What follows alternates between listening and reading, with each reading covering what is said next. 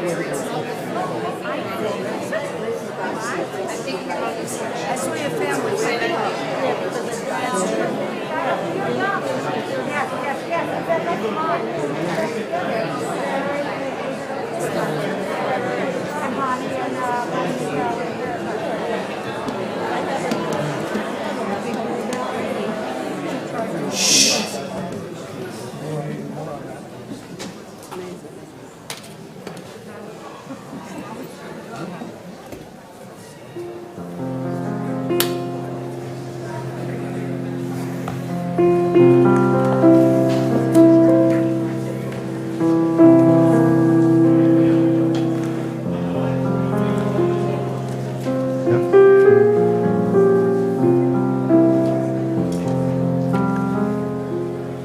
Please rise as the Torah scrolls are carried in by our past presidents.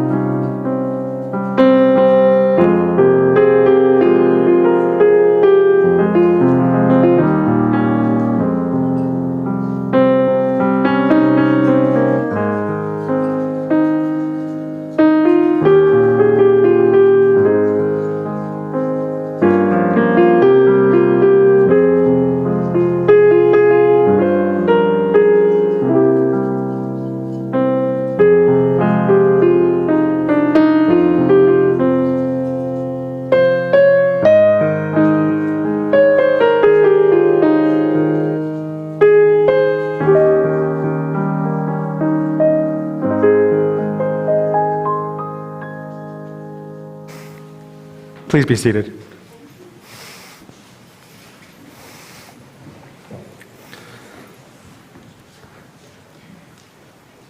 The men and women who stand before you today who stand about 6 feet away from me,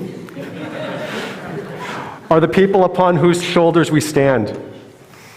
From our first president, Ronnie Abraham, who, with the help of his wife, Marcy of blessed memory, and a small group of Jewish residents new to this part of Bucks County, helped establish Shir Me in 1976, to our current president, Stephanie Kravitz. Each president has left an indelible imprint on our congregation. From our early days at the George School to our humble beginnings here on Richborough Road, to our expansion in the late 1980s and our merger with Temple Shalom 12 years ago. Our presidents have been tasked to lead our congregation through good years and, yes, the challenging years. Each is a link in this chain of tradition and congregational leadership, and their contributions at their particular moment of leadership are to be honored and cherished.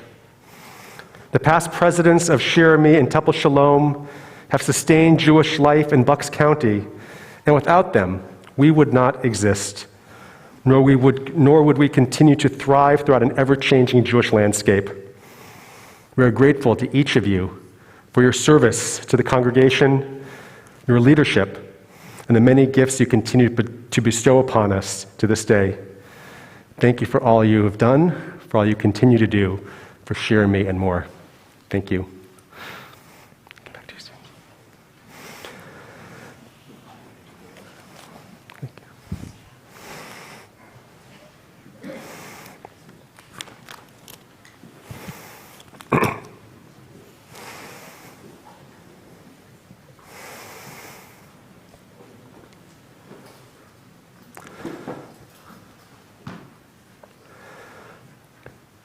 Shana Tova and Gemar Chatima Tova. As the saying goes, man plans and God laughs. After dodging the coronavirus for 2.5 years, it finally caught up with me. Thankfully, my symptoms have been very mild, and I generally feel fine. I certainly would love to present myself to you with my full facial features, and believe me, leading services and sermons while wearing a mask will be a chore. I guess this is part of the suffering of Yom Kippur. But our commitment to the protocols established by the CDC, which have guided us all throughout, will enable me and you to be as safe as possible. So for all who have Bima honors, I will keep my distance, avoid handshakes and even fist bumps, but know from a distance how grateful I am to all of you for your contributions to Shir Me. Kol Nidrei provides us with an opportunity to come together, to do the hard work of teshuvah, repairing and restoring bonds that may be broken. We reaffirm our connection to one another and to God. Remember that our strength as a Shir Me community is not only because we are here together, but in the love and support we offer one another, even when separated by a mask. May your Yom Kippur provide solace, healing, and inspiration as we unite our prayers and intentions on this sacred and holy night. A few notes similar to last week. The Yom Kippur Machzor is very rich, very full, and yes, very, very heavy. We have selected music, liturgy, and readings that we find will be most powerful and pertinent. But throughout the Machzor, you may find other sources of inspiration. Please wander at your own pace. Let your eyes become affixed to a poem that touches you. We'll let you know where we are in the book in case you want to catch up with us. Many thanks to our choir, accompanied by Eric Schnitzer and conducted by Pamela Stein-Lind. And thank you, Cantor Berlin, for all the beautiful music. Because he is already on the Bima and will be playing early in the service, allow me to take the opportunity to thank and welcome back Jason Calloway. Jason, for many people here, your playing of Bruch's Kol Nidrei is why people come. Thank you for coming back year after year. And we're pleased, too, that this year you'll be accompanying us for the singing of the From composition as well. For the musical aficionados out there, listen for the differences. So an important note, while fasting is an important component of Yom Kippur, it is not to be done at the detriment of your health. Our tradition teaches that if you are ill in any way, you are required to eat and drink. The conference room, which is located in the suite of administrative offices, is open and will be available to you tonight and all throughout the day tomorrow to discreetly have a snack or a drink if you need to. Finally, thanks to all of you who have renewed your membership to Shir Me and for supporting us. A special welcome to all of our new members as well. We're happy to have you as part of our Shirmi family. Gemar Chatima Tova, may it be inscribed for a year of blessing, wholeness, and peace. As we continue our service on page 9, it's my pleasure to invite to the Bima to light the Yom Tov candles, Karen Briskin and Susan Strom.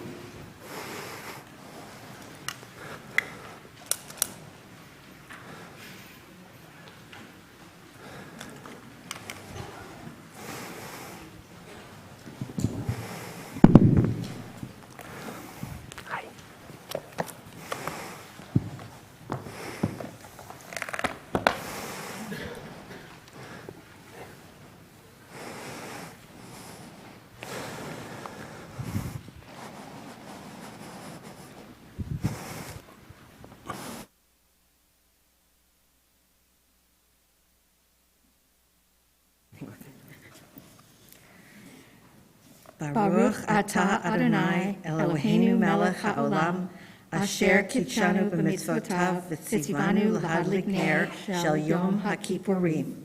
Source of blessing, eternal our God, you fill the universe with majestic might, teaching us holiness through sacred obligations, giving us the mitzvah of bringing light on Yom Kippur. Baruch atah Adonai Eloheinu melech haolam Shehechiyanu v'kiyamanu v'hegianu lazman hazeh. Source of blessing, eternal our God, you fill the universe with majestic might, giving us life, upholding the life within us, and bringing us to this time.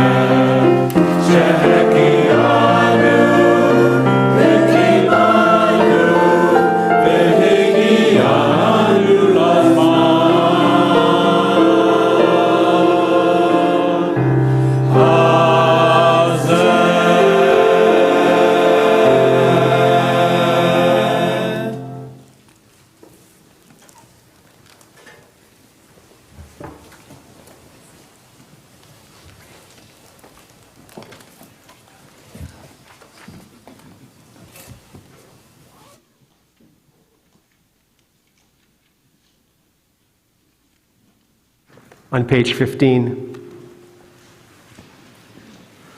Kol Nidrei, a chant that begins in a whisper and rises to a cry. On this night of promises we remembered, each soul in solitude communes with the soul of the universe. God, from this day of atonement to the next, may we reach it in peace. All Israel makes these vows, to turn from wrong, dishonesty, and greed, to walk in the path of justice and right. Yet we know our weakness, how prone we are to fail. Help us to keep our word. Help us to act with humility and integrity. We seek pardon and forgiveness. We seek your radiance and light. On page 16, please rise.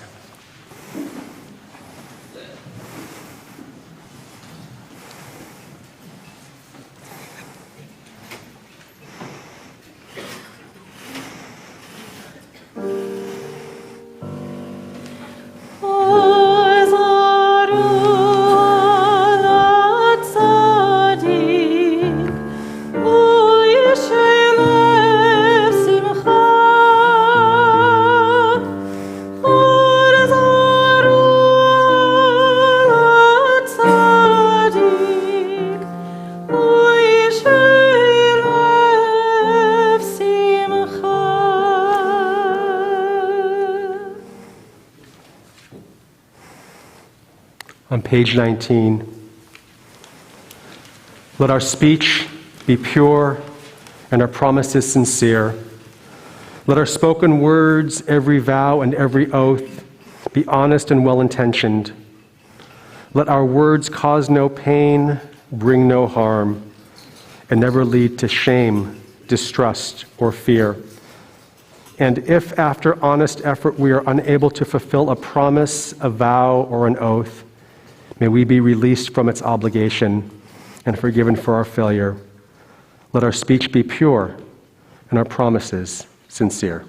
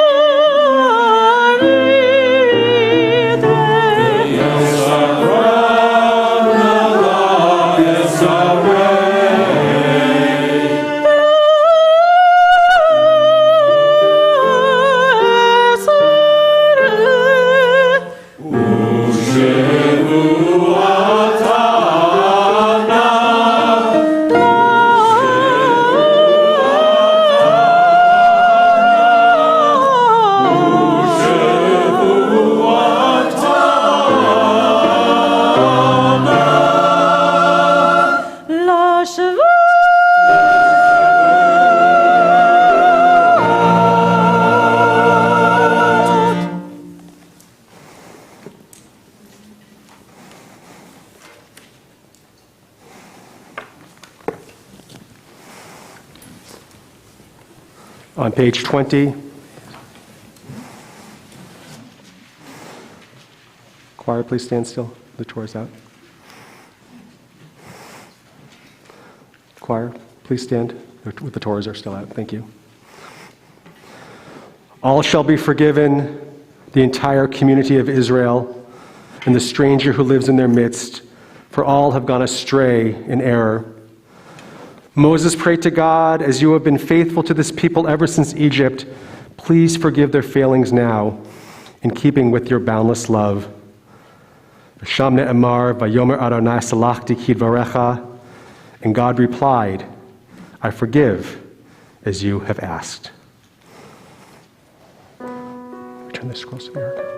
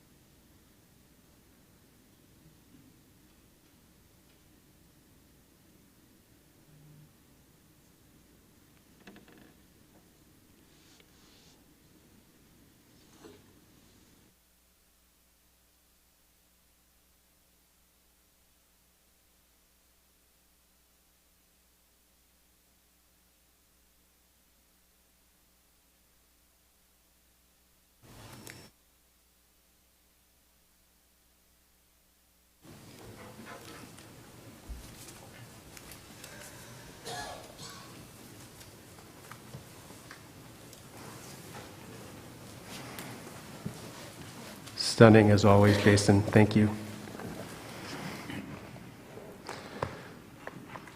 Continue now on page 22. Baruch Hu, please rise.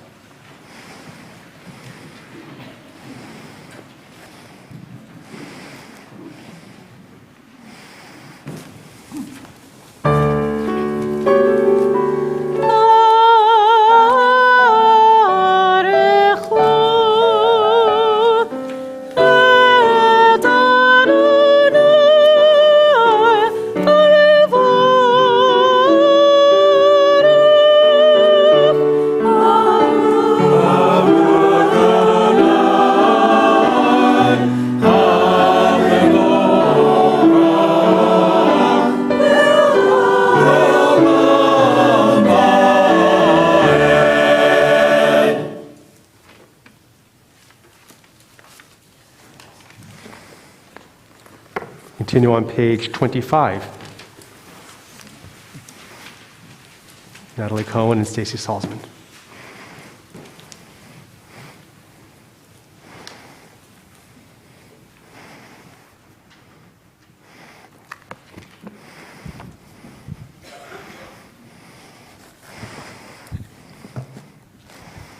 Day and night are yours, creative spirit of the universe. The muted colors of twilight, the radiance of dawn. Yours are the spreading wings of light, the deepening shadows of darkness, and ever-changing drama. In the human heart, too, the struggle between darkness and light unfolds. From sunlit heights of generosity, the human heart sinks to the gloomy depths of selfishness. Although we fall, you give us the strength to rise again. You call on those who hurt through word or deed to break free from wrongdoing and return to you. All who hear you call to goodness are embraced. All who reject emptiness and evil find acceptance from you. We come into your presence this night of Kol Nidrei, aware that our shortcomings and weaknesses are many, yet encouraged by your promise of forgiveness, we choose freely the path of repentance, restoring wholeness to our lives and holiness to the world.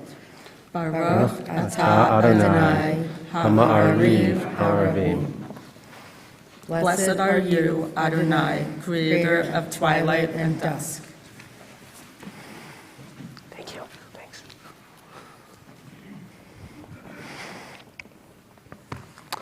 On page 26, let's join together.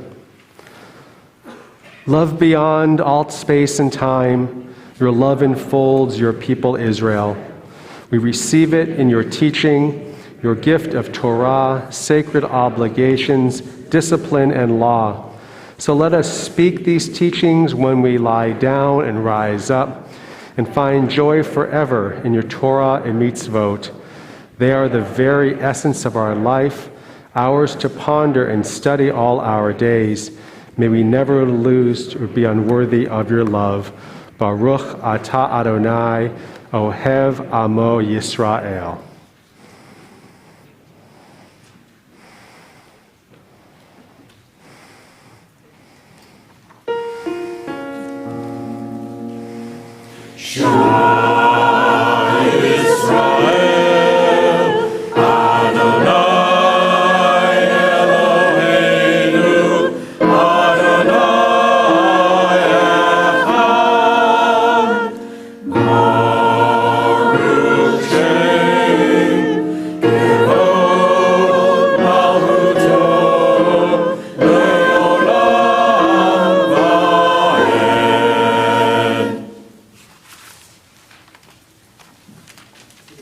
You may be seated.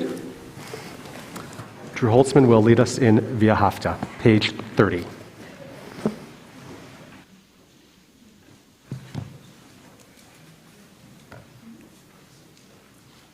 ואהבת את אדוני אלוהיך בכל לבבך ובכל נפשך ובכל מאודיך. והיו הדברים האלה אשר אנוכי מטבך חיום על לבביך ושיננתם לבניך ודיברת בם בשבתך בביתך ובלכתך בדרך ובשכבך ובקומך וקשרתם לאות על ידך והיו לטוטפות בין עיניך וכתבתם על מזוזות ביתך ובשעריך למען תזכרו ועשיתם את כל מצוותי והייתם קדושים לאלוהיכם אני אדוני אלוהיכם אשר הוצאתי אתכם מארץ מצרים לחיות לכם לאלוהים אני אדוני אלוהיכם.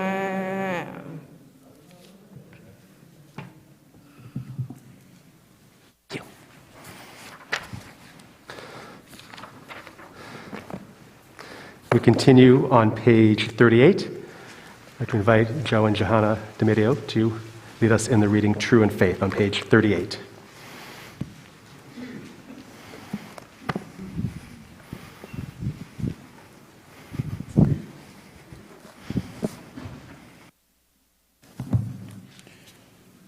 Truth and faith. These are fundamental to our existence. God alone is their source, and we are Israel, a people of God. Our sovereign saves us from tyranny, redeems us from its violence through countless wonders, from its brutality through great feats beyond measure. We are Israel, a people of God, the giver of life, who would not let our feet give way, the maker of miracles for us against Pharaoh, of signs and portents in the land of Egypt, the one who brought our people Israel from its midst to enduring freedom. Witnesses to this heroic might, the people thanked and praised God by name, freely accepting the reign of heaven. Then Moses and Miriam and all Israel sang to you this song of utter joy.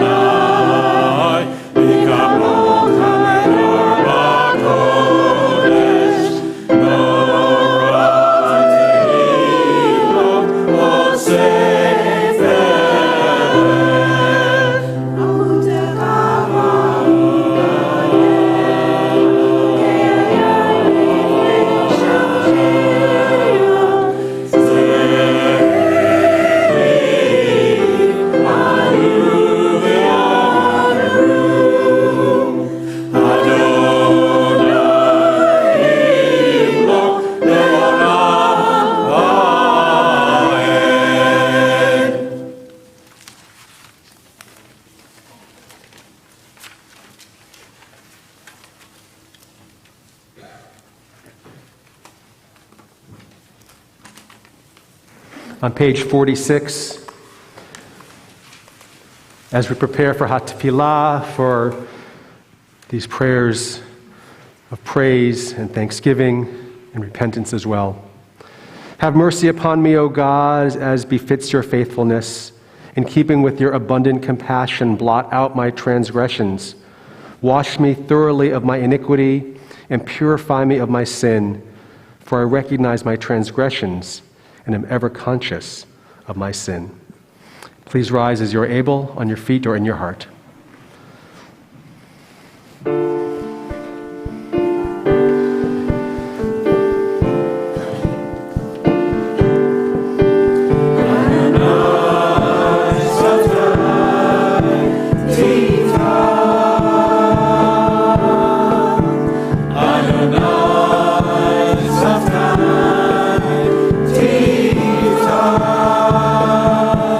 Ufi ani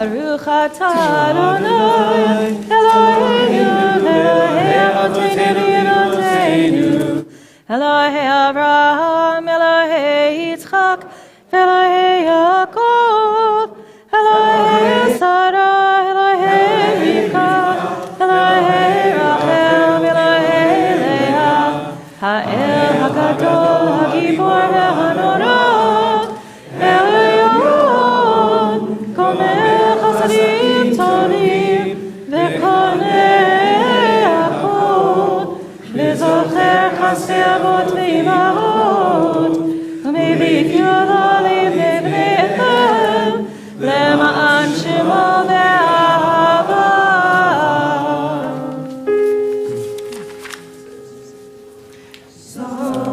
Zochreinu lechaim, Melech Nafetz b'chayim. Nochotenu b'sefer ha'chayim. Ma'an ha'elohim.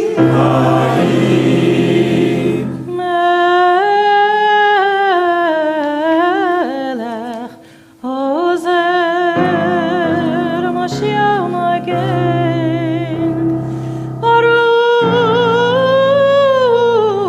Baruch atah Adonai.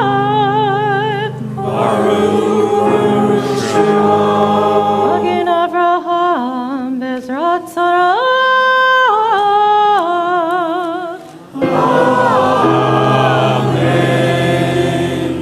אתה גיבור לעולם אדוני, מחיה הכל אתה רב להושיע, מוריד אתה, מחפר חיים בחסד, מחיה הכל ברחמים רבים, סומך נופלים ורופא חולים, ומתיר אסורים, ומקיים אמונתו.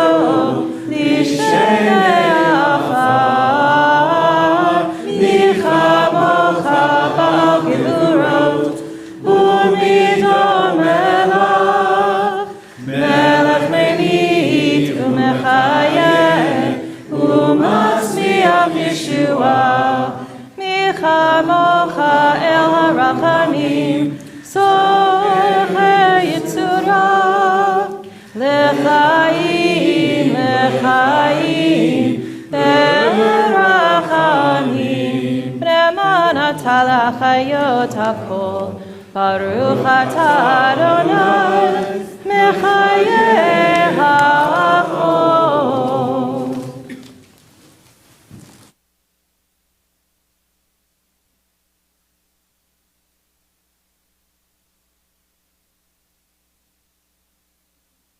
You may be seated. On page 66.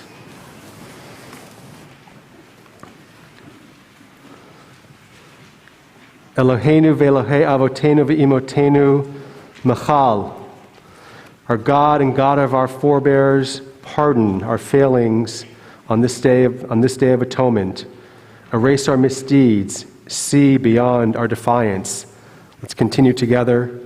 For Isaiah said, in your name, it is I alone who wipe away your defiant acts. This is my essence. I shall pay no heed to your errors. And the prophet said, as a cloud fades away, as mist devolves into air, so your wrongs and mistakes shall be gone. I will wipe them away. Come back to me that I may redeem you. For you said to Moses, for on this day of atonement shall be made for you, to purify you from all your wrongs, and the pure shall be in the presence of Adonai. God who is ours, and God of our fathers and mothers, lead us to holiness through your mitzvot, and may each of us find a portion of your Torah that is ours. You bestow such goodness, teach us to be satisfied and to know the joy of your salvation. Together on page 70. Help us to serve you truly with purity of heart, for you are the forgiver of Israel in every generation, granting pardon to the tribes of Yeshurun. We have no God of forgiveness and pardon but you alone.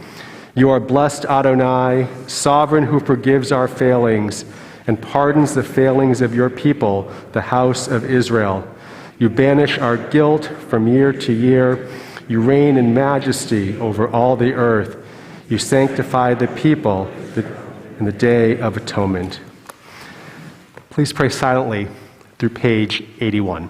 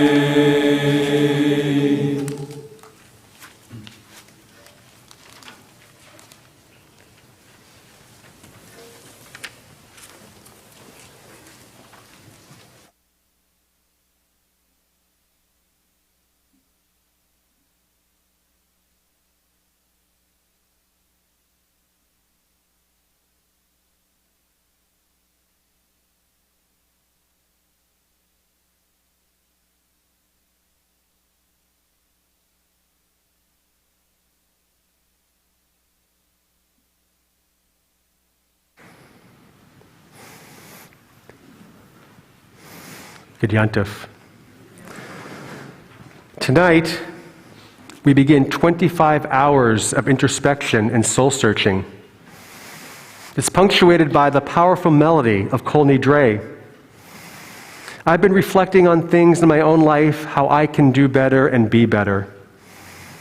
I've also been reflecting, soul-searching, and learning to find the right words to describe my thoughts and feelings as I've watched cracks in Israel's democracy enlarge dramatically in the last 9 months.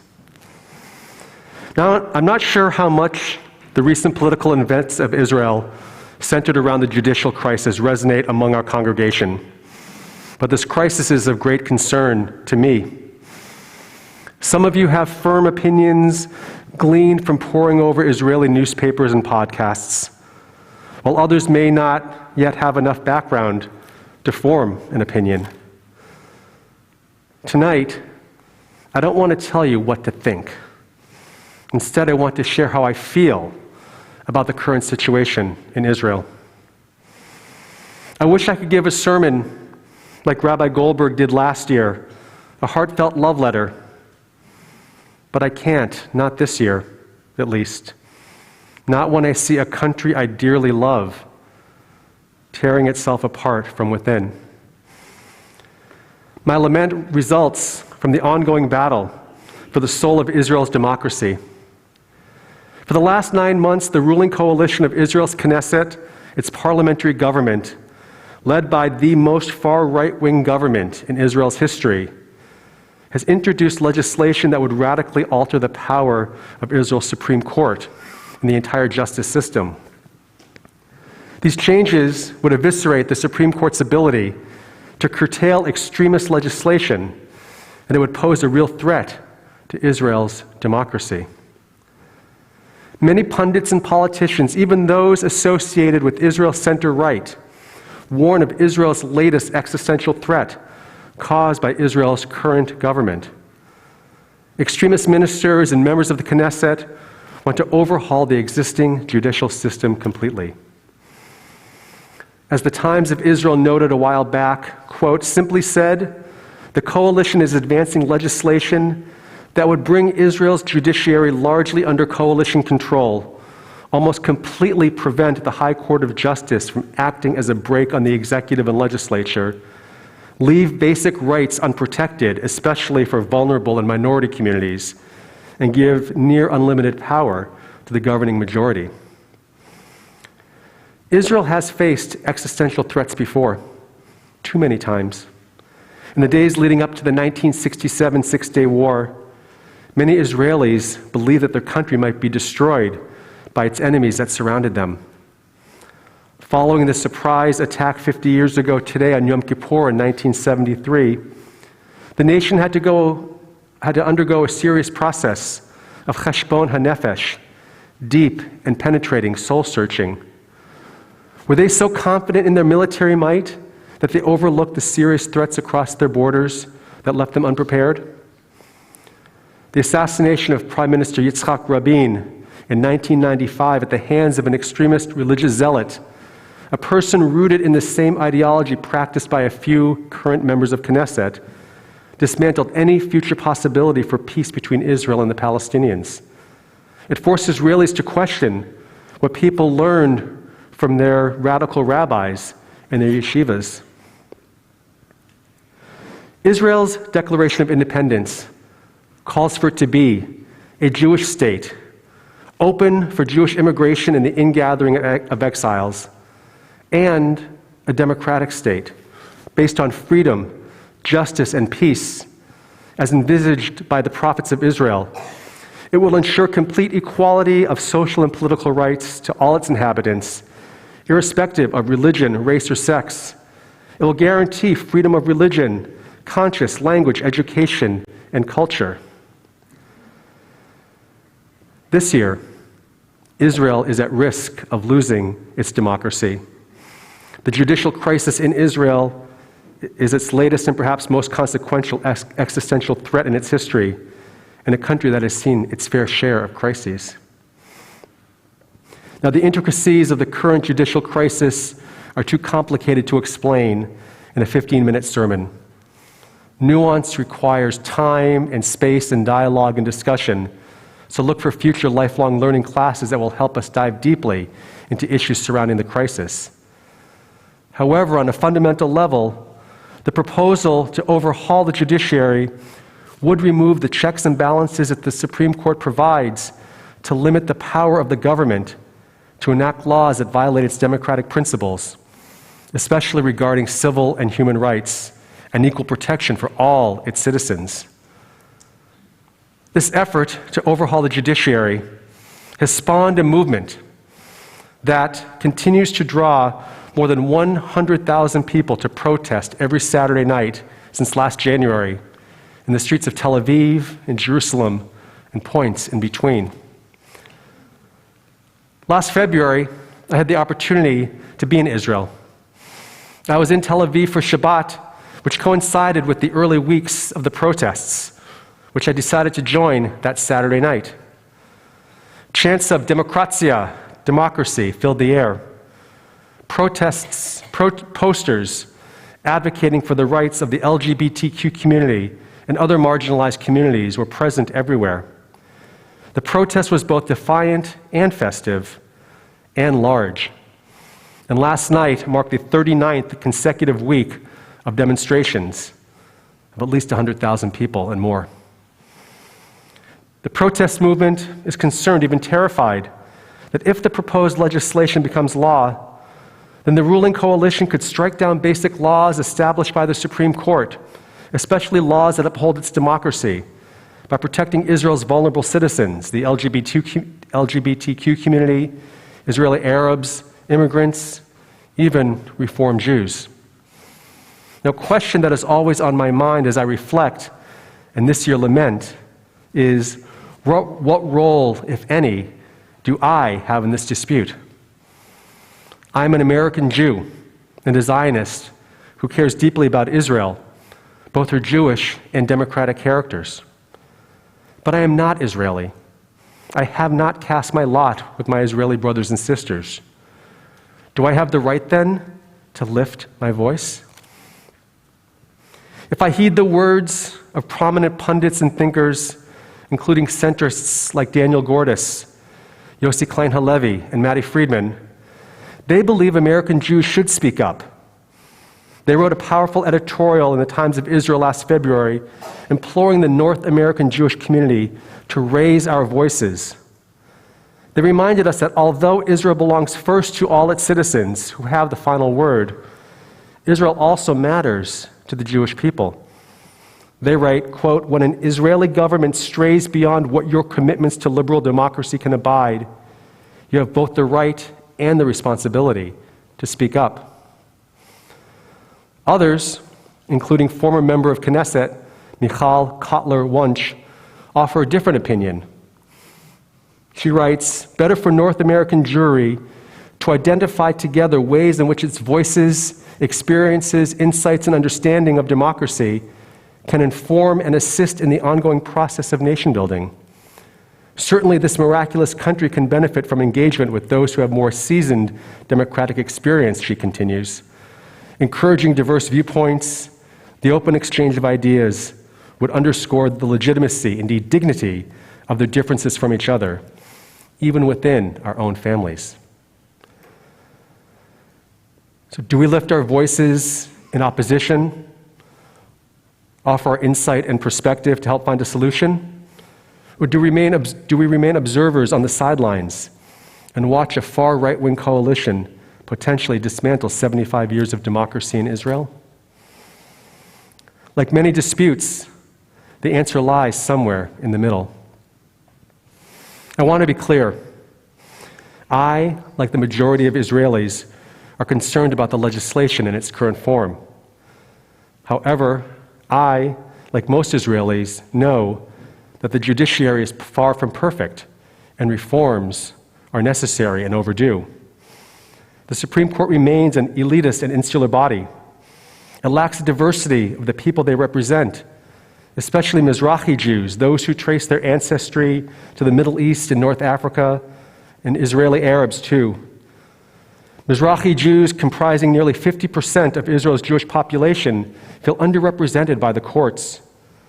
The court limits the influence that the ruling coalition has on choosing new judges.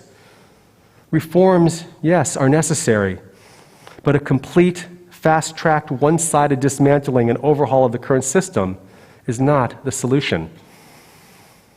The solution is found in some compromise, a value in short supply among Israel's leaders.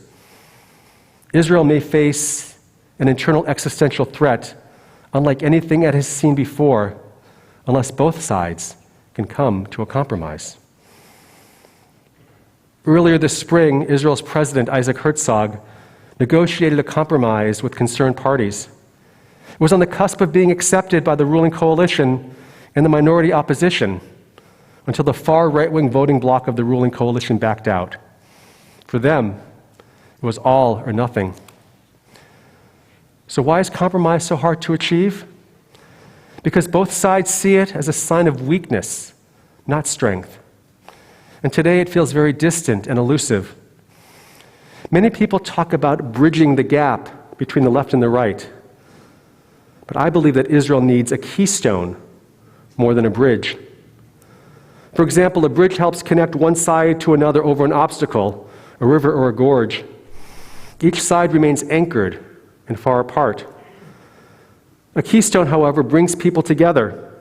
It's a final piece that completes an archway. It allows the archway to bear weight, keeping the structure secure, stable, and in place. Israel needs a keystone leader or idea, strong centrists who can see both sides of the issue and bear the weight on both sides, someone or something around which two currently intractable sides can compromise. Who or what that will be remains unclear. Compromise means meeting in the middle, in the center, like a keystone. It means both sides need to give something up. It means neither side feels it completely won, but it didn't completely lose. Compromise should be an expression of strength, not weakness. Several weeks ago, I heard a spoken word poem by an Israeli named Asaf Pinchasi on one of my favorite programs, the Promised Podcast, hosted by Noah Ephron. Ephron offered a simultaneous translation as the Hebrew poem played in the background. Ephron's translation of Pinchasi reads, "It makes me mad that I feel like I have to apologize for my willingness to compromise, like I'm being self-righteous. I'm not being self-righteous. I truly believe that it is possible for this to be true and for that to be true too."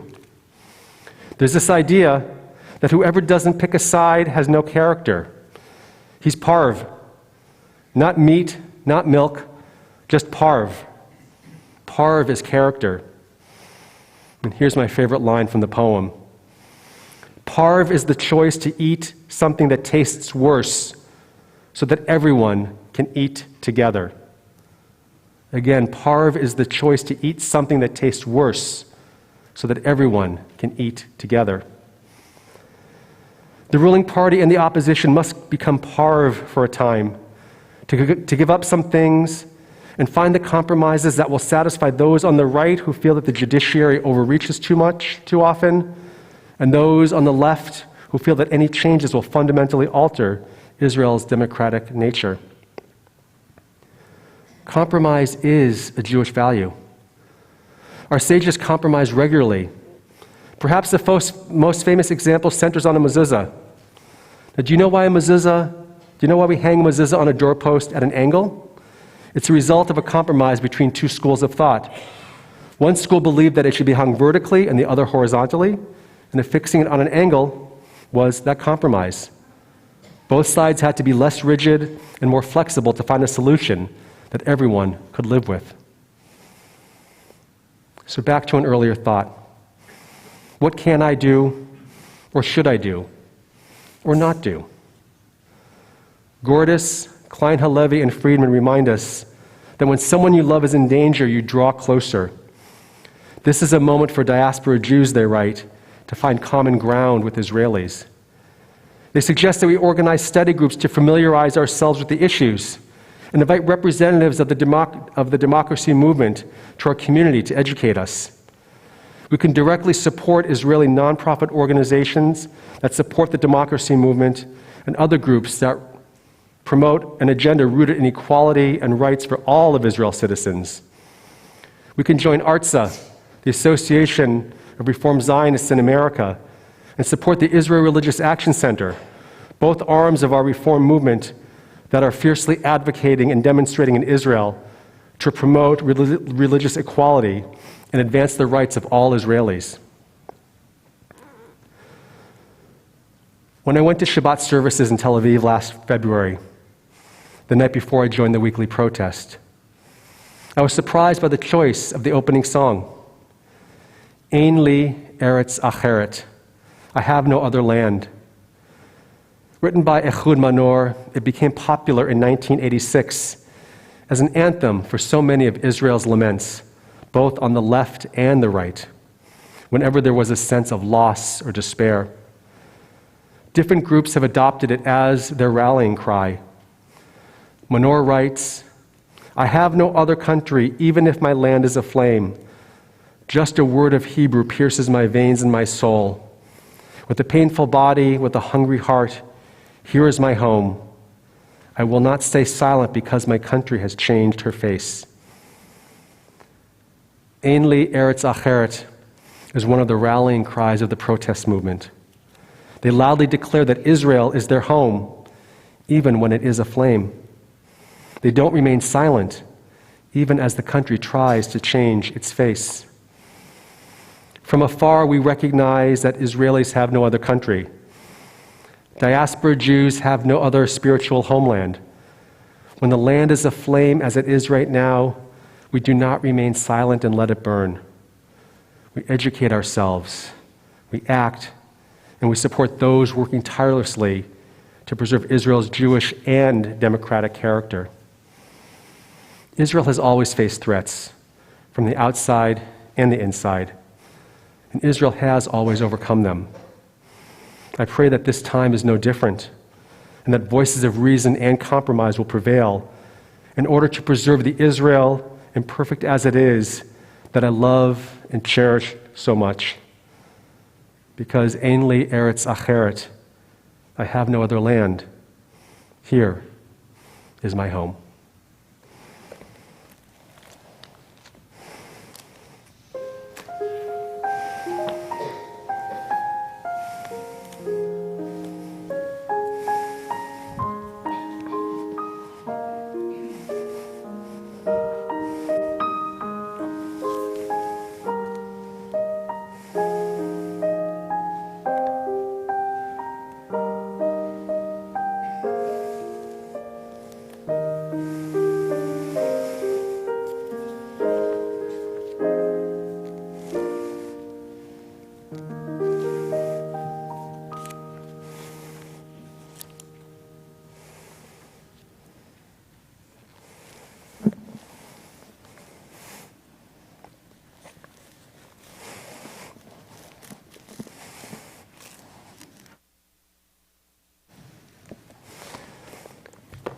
We continue on page 83.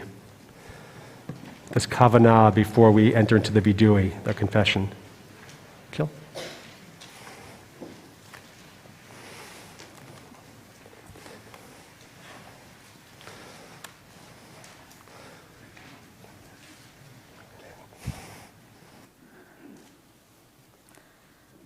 When I was young and learned the alphabet, life was open to me. A was full of aspiration, B was for beauty, C for confidence, and D for dreams. And so on through the list, no fewer than 26 opportunities, 26 possibilities. And yet I fear that with the passage of time, I've squandered them, creating instead A's of apathy, B's of brusqueness, and C's of coarseness. Help me, then, to return to that innocence. Let the letters be letters once again, and let them rise to the heavens and form into the words that you know I wish to say.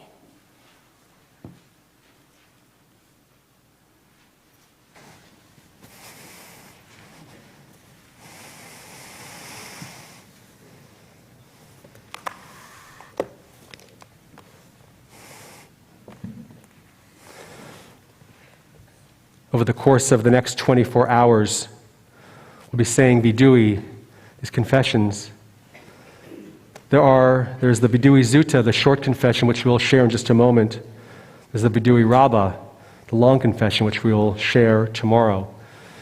Each one helps to remind us of the ways that the things that we've done wrong, individually and collectively, and the ways that we can do better. One of the customs when we say vidui, the long or the short form, is to gently beat our breast, to beat our chest. I've read several rabbis recently who have shared this idea that when we beat our chest, it's almost like a defibrillator trying to shock our hearts back into being the sort of people that we want to be, to perhaps remove away the hardness, the callousness, to soften ourselves, and to remind us that being better, striving to be more perfect, is always one of our goals, especially at this time of year. So we'll continue with the Vidui Zuta, the short confession on page 82. Let's read together in the middle of the page. Our God and God of all generations, may our prayers reach your presence. And when we turn to you, do not be indifferent. Adonai, we are arrogant and stubborn, claiming to be blameless and free of sin. In truth, we have stumbled and strayed.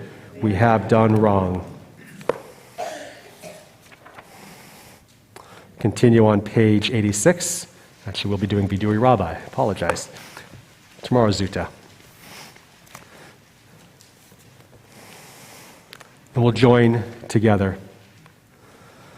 Al chet shechatanu lefanecha, the ways we have wronged you deliberately and by mistake, and harms we have caused in your world through the words of our mouths.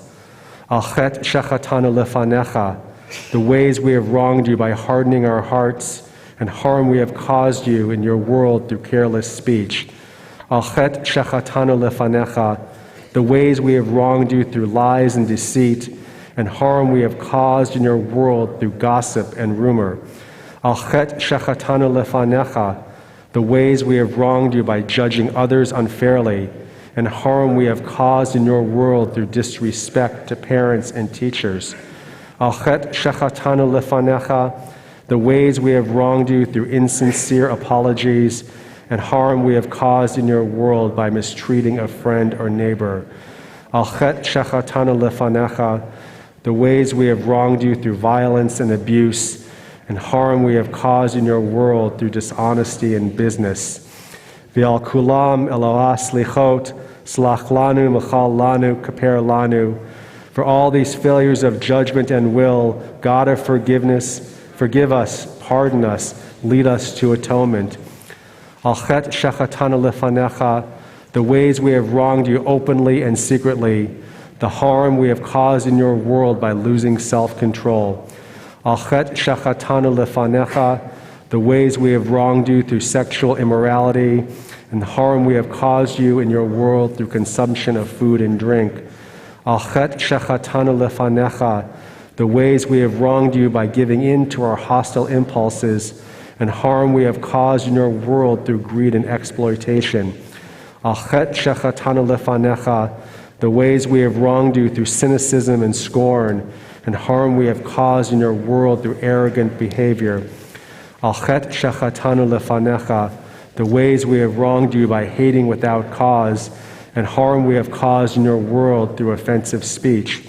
Al chet shechatanu lefanecha, the ways we have wronged you with a slanderous tongue, and harm we have caused in your world through a selfish or petty spirit. V'al kulam Eloah slichot, salach lanu, machal lanu, kaper lanu. For all these failures of judgment and will, God of forgiveness, forgive us, pardon us, lead us to atonement.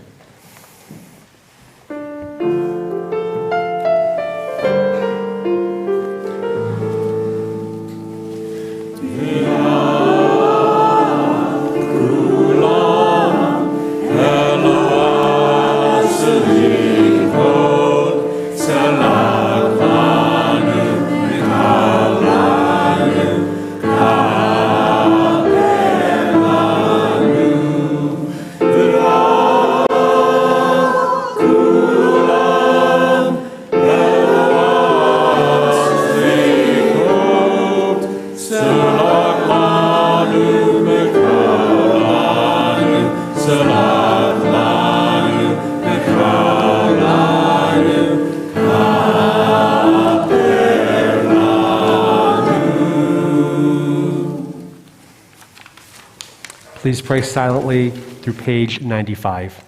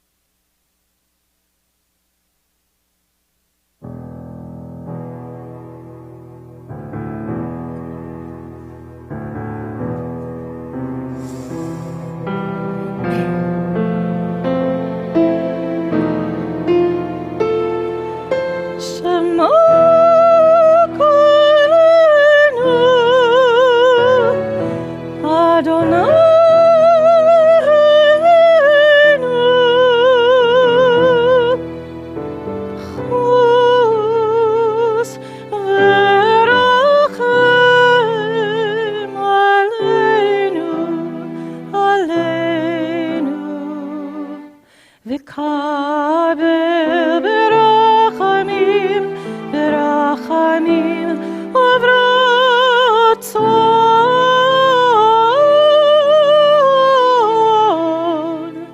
את תפילתנו.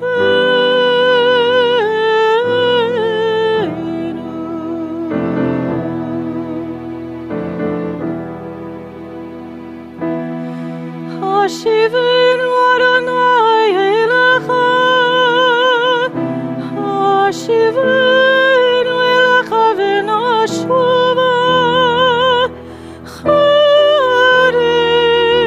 ימינו, ימינו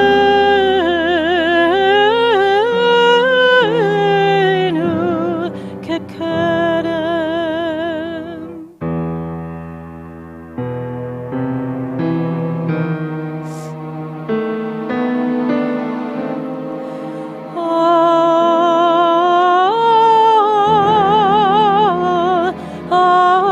תשליכנו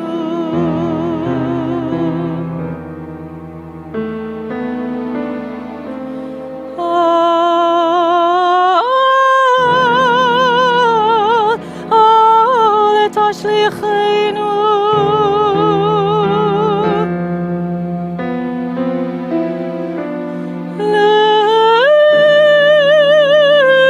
לזקנה ככלות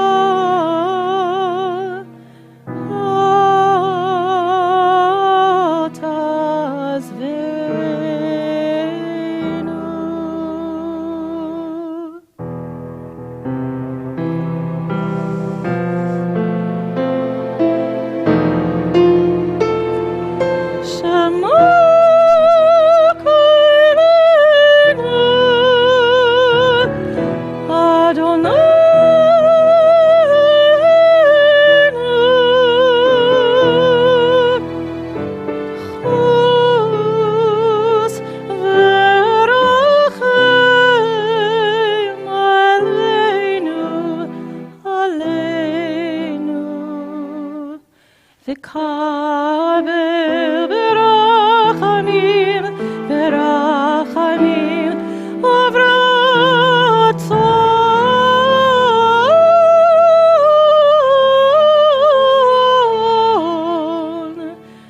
את תפילתנו.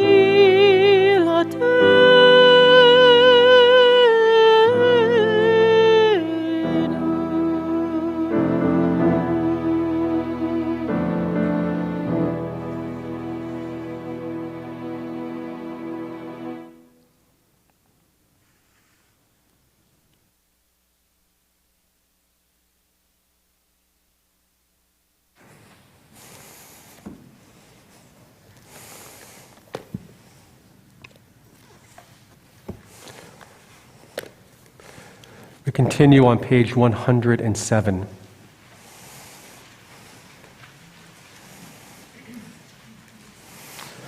Let's pray responsively. We are insolent, but you are compassionate and gracious.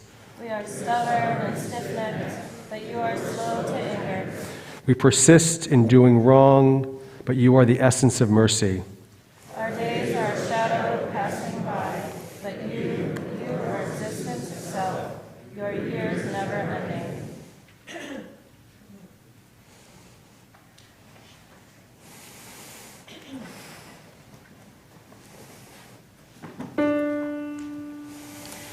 Adonai,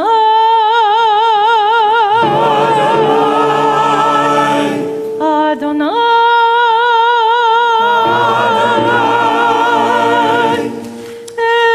Erachum v'chanun, Erachum v'chanun, Erech,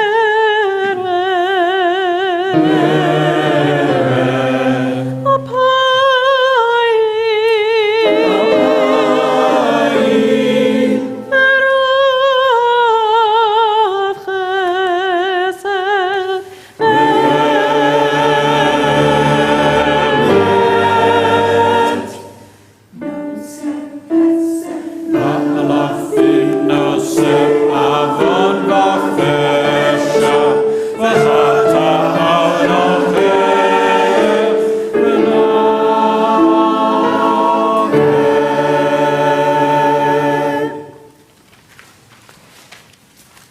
Adonai, Adonai, God compassionate, gracious, endlessly patient, loving and true, showing mercy to the thousandth generation, forgiving evil, defiance, and wrongdoing, granting pardon.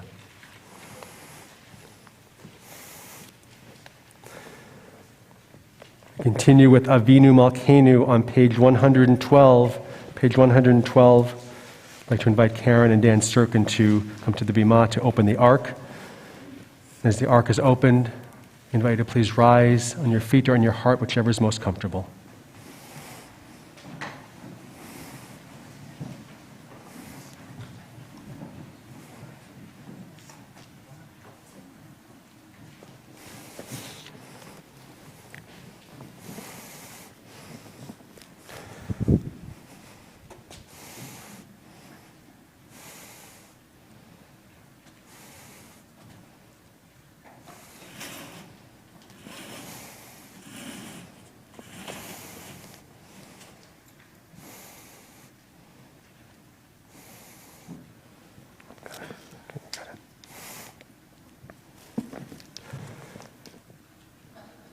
Avinu Malkeinu, ha'er lanu et derech chayenu. Avinu Malkeinu, illumine the path of our life. Avinu Malkeinu, how shall we find the strength to take the road less traveled by? Avinu Malkeinu, how shall we come to know the purpose of our existence? Avinu Malkeinu, how shall we learn not to live life in vain? Avinu Malkeinu, how shall we get out of our indifference? Avinu Malkeinu, how shall we distinguish between truth and falsehood? Avinu Malkeinu, how shall we find the answers to our questions? Avinu Malkeinu, how shall we gird ourselves with strength to seek answers? Avinu Malkeinu, chonenu va'anenu, chazkenu ve'amsenu, ki v'cha ve'imcha hatishvot. Avinu Malkeinu, be gracious to us, answer us, empower us, and give us courage, for the answers are both in you and with you.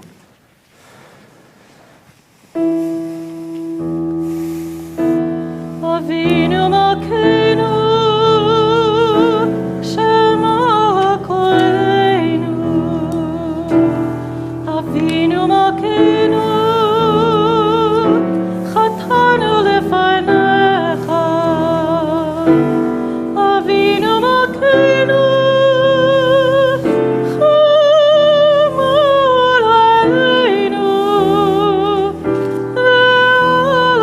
aleinu,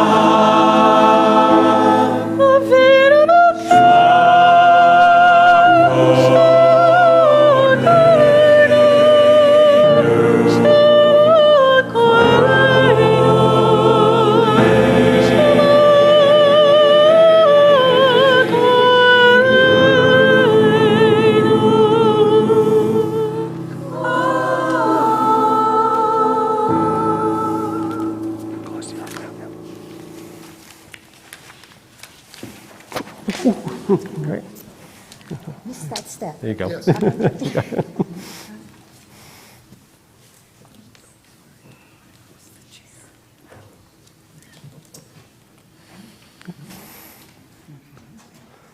Other side. There you go.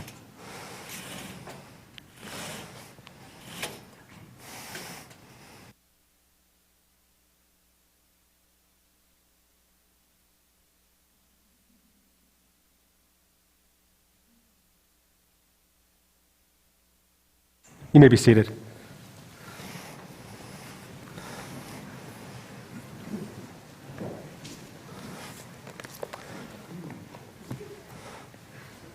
Mark Luber is a member of our board of directors, and he is asked to share a few words tonight.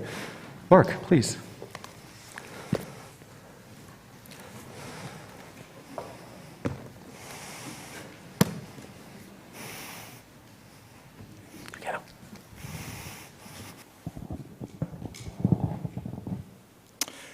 Good Yontif, everyone. My name is Mark Luber. I'm a vice president of the board of directors.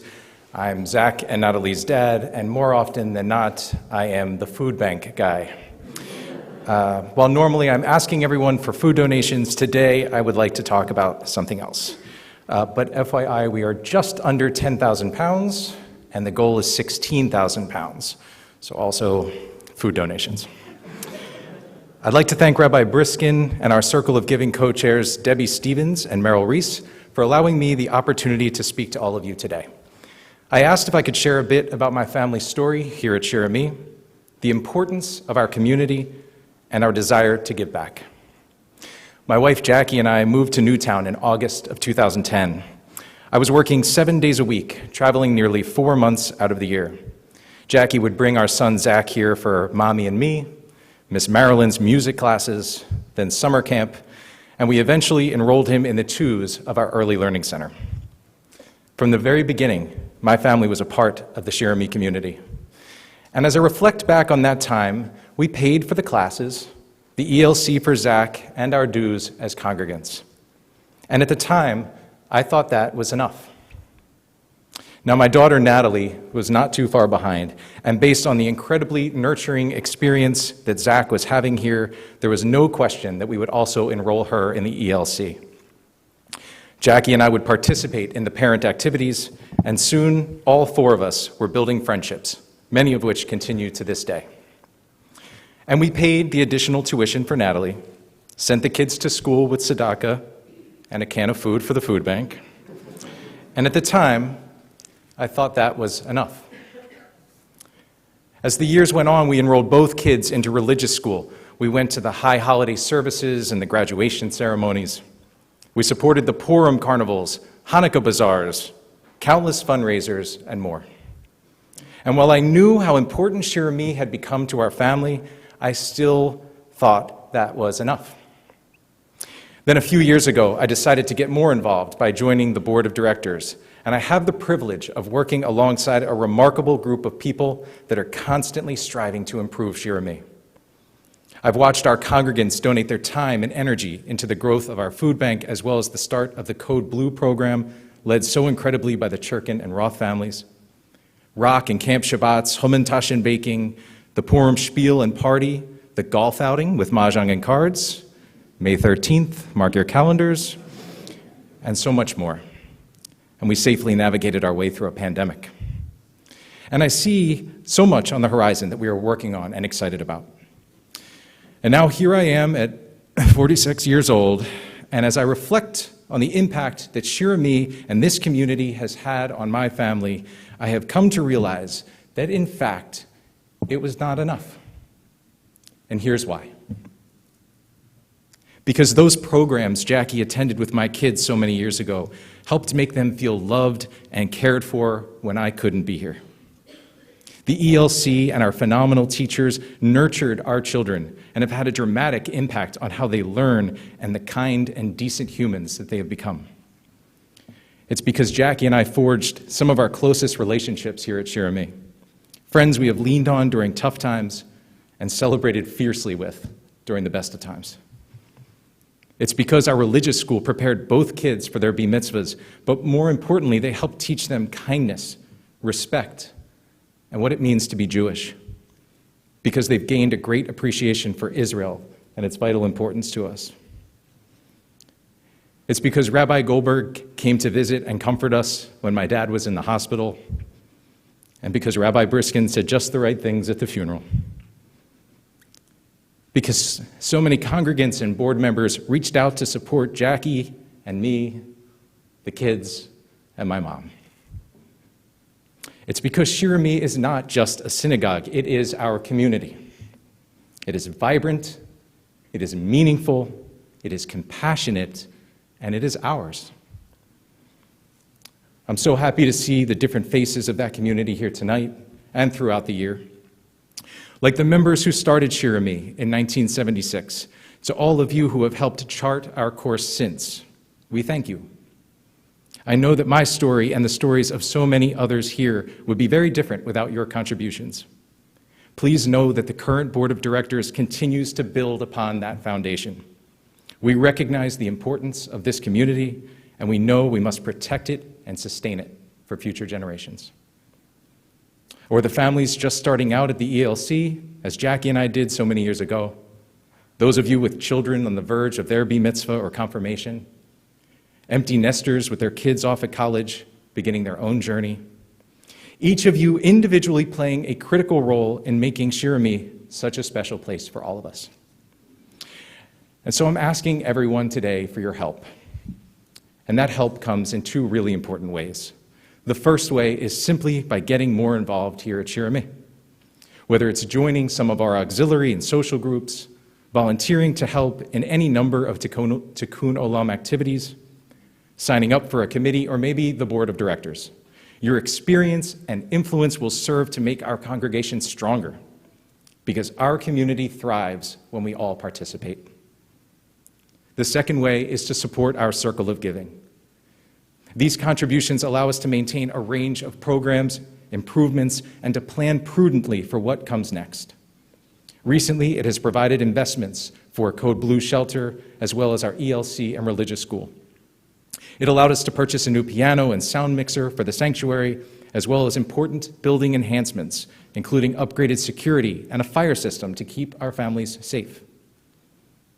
It also supports our unforgettable Purim spiel, Shabbat dinners, and fun social events throughout the year.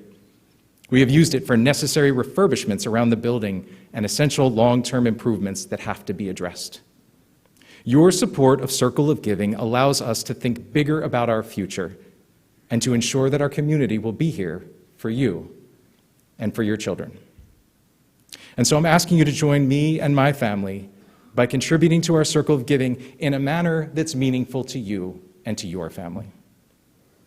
I would like to take a moment to thank all of our current donors that are listed in the pamphlet you received when you came in, and our sincere appreciation to Joe and Joanna Domidio, John and Mary Stevens, and James and Maddie Wasserson for contributing at the new Chazak level of support that we introduced this year. So, based on the existing pledges and contributions, I know that we're going to blow our current goal out of the water, which is great. So effective tonight, we are raising our support goal this year to $300,000. We're off to an incredible start, and I'm confident that we can accomplish this together. You can donate online or by using the pledge card that you were provided this evening. Thank you. Thank you all for supporting Shirami, our community, and the Circle of Giving. L'shana tova.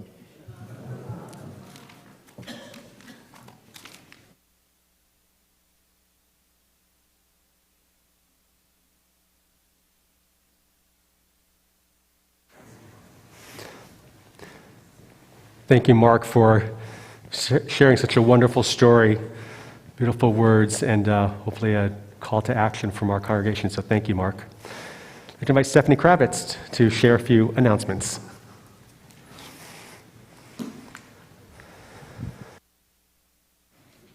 I try to make it a policy never to follow Mark Luber. Shana Tova to those of you in person and those watching online.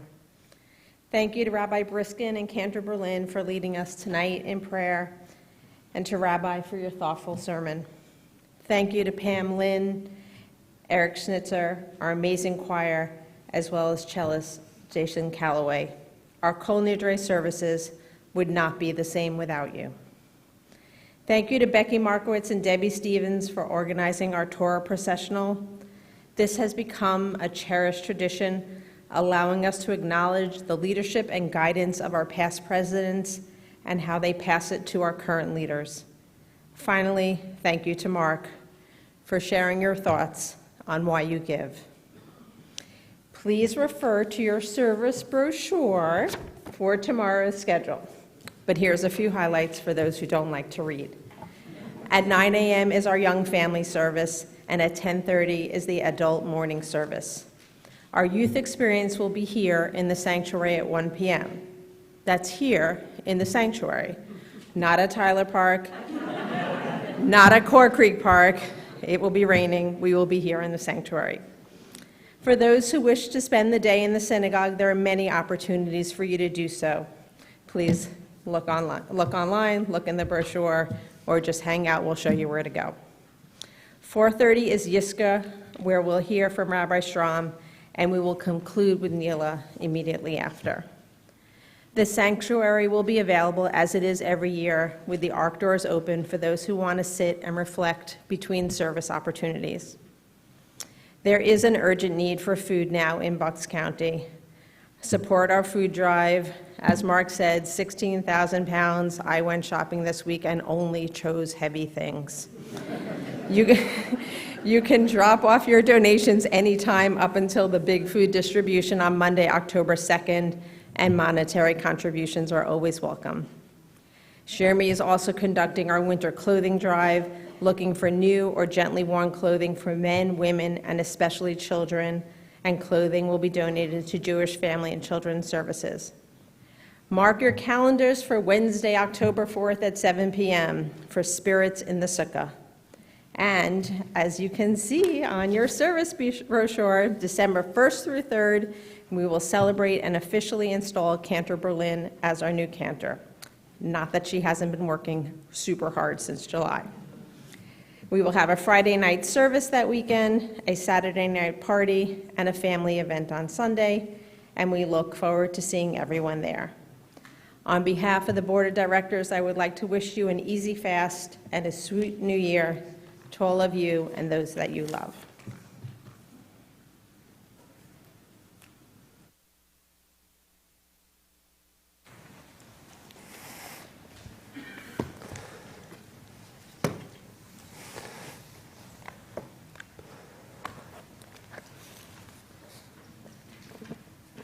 Our concluding prayers begin on page 117, the bottom left corner with Aleinu. Our new version, I invite you to please rise as you are able.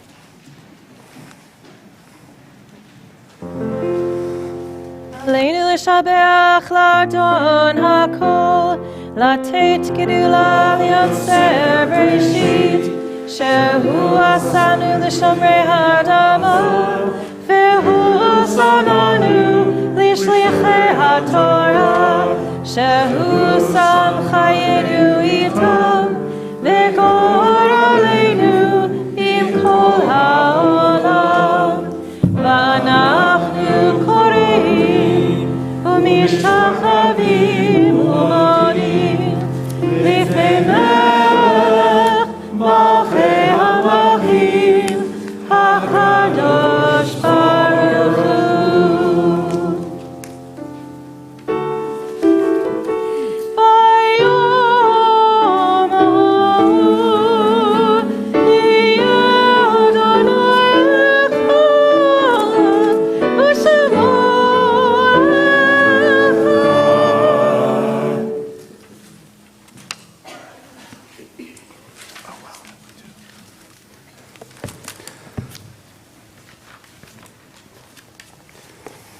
On page 120, we stand as one on this night of remembrance, united in grief, united in loss, united in the power of a promise. God has made us, God will sustain us. We give praise to this life and rise up together to renew our strength. Our thoughts turn to loved ones whom death has taken from us in recent days and those who died at this season in years past. Our hearts open as well to the wider circles of loss in our community and wherever grief touches the human family. Zichronam livracha, may their memories be a blessing in this new year and always. We join together on page 122. Yitkadal v'yitkadash shemei rabbah, be'alma divra chirutei v'yamlich malchutei, b'chaye chon v'yomei chon, uv'chaye dechol beit Yisrael, ba'agala u'bizman kari v'imru amen. Yehei shmei rabbah mevorach le'olam ulamei almaya, yitbarach v'yishtabach v'yitpa'ar v'yitromam v'yitnaseh, V'yit hadar, v'yit aleh, v'yit halal, shemei dekudusha b'richu. Le'ela u'le'ela min kol birchata v'shirata, tushbechata v'nechemata, da'amiran be'alma v'imru amen. Yehei shlama rabba min shemaya, v'chayim aleinu ve'al kol Yisrael, v'imru amen. Oseh shalom b'mromav, hu ya'aseh shalom. Aleinu ve'al kol Yisrael, ve'al kol yoshvei tevel, ve'imru, amen. May the source of peace bestow peace on all who mourn, and may we be a source of comfort to all who are bereaved. Amen.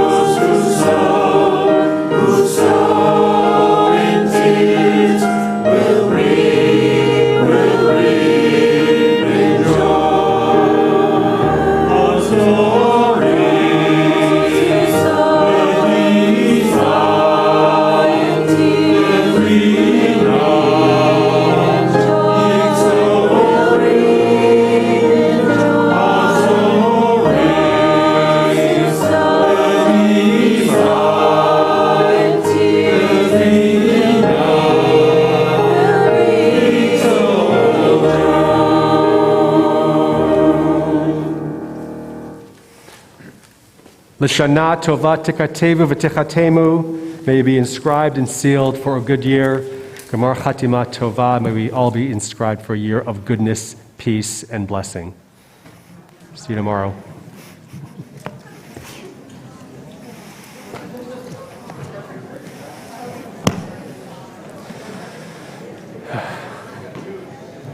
Shkoch.